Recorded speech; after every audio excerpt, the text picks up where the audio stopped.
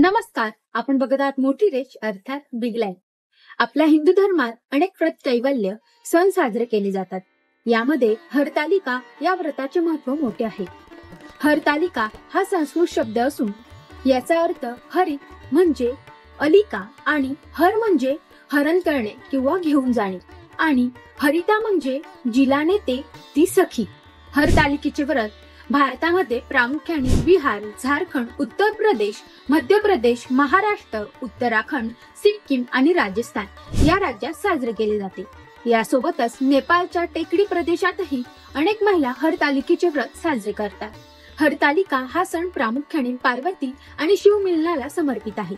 या दिवशी स्त्रिया पार्वती आणि शिव यांची पूजा करतात. तसे हे व्रत निर्जळी केले जाते. या दिवशी रात्रभर भजन, जागरण, कीर्तन करून रात्र जागवली जाते.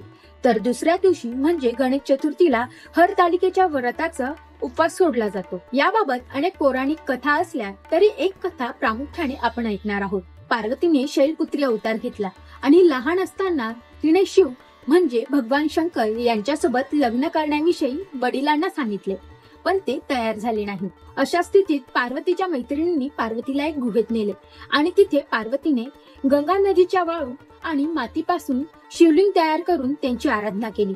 त्यास भगवान शंकर प्रसन्न झाले आणि त्यांनी पार्वतीला लग्न करण्याचे वचन दिले आणि तिच्या वडिलांच्या आशीर्वादाने हा विवाह संपन्न झाला.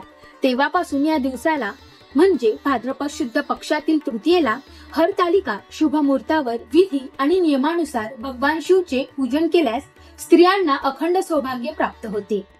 आपण बघत होतात मोठी रेष अर्थात बिग लाईन. व्हिडिओ आवडल्यास चॅनलला सबस्क्राईब, लाईक आणि शेअर करायला विसरू नका.